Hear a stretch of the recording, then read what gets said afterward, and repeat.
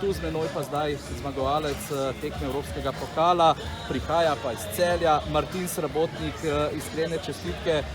Nekako smo vas videli slabe volje tako včeraj in danes po tistih izbirnih tekmah, verjetno pa je tole zdaj kar obliž na rane. Ja, na izbirnih tekmah bom imel še naslednji teden nekaj dela. Zdaj z drugo vožnjo sem bil kar zadovoljen. Včeraj sem se odločil, da bom popoldne malo počival, ker sem bil že utrujen po dveh pogrevanju in eni vožnji. Vem, da sem hiter, da lahko take čase postavljam vsako vožnjo. Upam, da pa bo naslednji teden šlo malo boljše. Martin, v tej finalni vožnji smo obrežja reke Save videli, da vam je čoln od tistega samega začetka stekel, kot pravite vi v tem kajakaškem žargonu. Tudi tiste najtežje predele proge ste z lahkoto veslali. Je to tisto, kar si vi želite?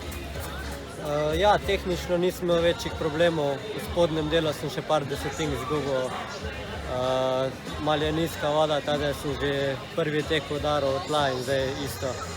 Tada bom na treningu ta teden še malo naštudiral spodnji del, drugače pa mi čoln v redu gre.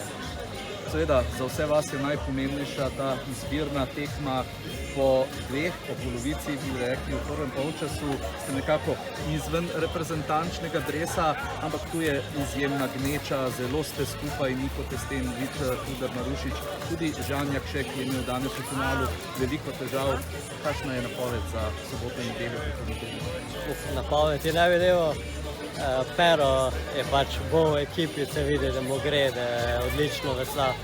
Mi se bomo pa naslednji teden oddali, pa bomo videli, koliko bo. Ene par se nas bori, tako ste že imeli ta imena. In jaz sem samozavesten, da bo šlo naslednji teden boljše, tako da bomo videli.